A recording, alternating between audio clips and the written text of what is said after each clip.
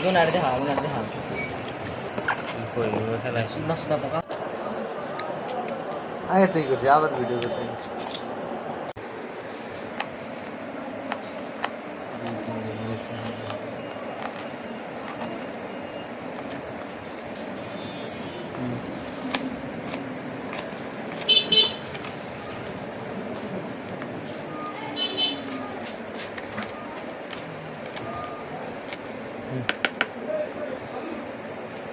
Tissue নিয়ে দেন ওরক।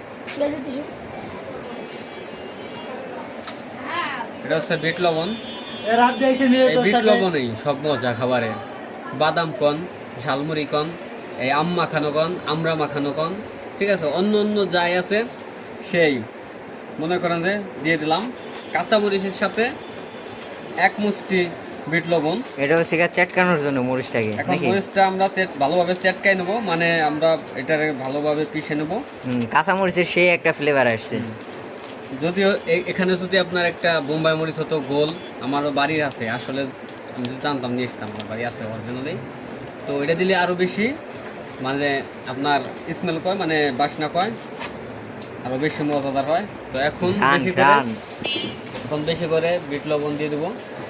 হ্যাঁ, তো বিট লবণ দেওয়ার পরে আমি আবার ভালোভাবে হাত দিয়ে মিক্স করে নেব, যাতে আমড়াটা সুন্দর করে প্রত্যেকটা পিসে আপনার বিট লবণ জড়িয়ে যায়, আমাদের খাওয়ার জন্য বেশ সুস্বাদু এবং কি মজাদার হবে।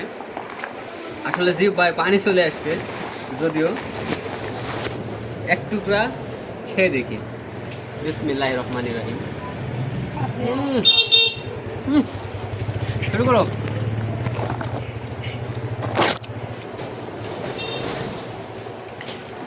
লবণ মনে হয়েছে লবণটা একটু কম হয়েছে, লবণটা একটু বেশি করে দিলে ভালো হতো না? লবণ একটু কম হয়েছে, কিন্তু আসলে লবণ কমের জন্য না, বিট লবণ তো কমার বেশি না, এখানে একটু ঝাল কম লাগতেছে। যদি এখানে একটু শুকনা এখানে যদি একটু শুকনো মরিচের গুঁড়ো হতো তাহলে আরও বেশি ইন্টারেস্টিং লাগতো, মজা লাগতো। তো আসলে এখন না, এত কিছু ব্যবস্থা করি না, অন্য এক সময় যদিও করি ভালোভাবে খাবো। তো এখন আলহামদুলিল্লাহ এ থেকেই সন্তুষ্ট।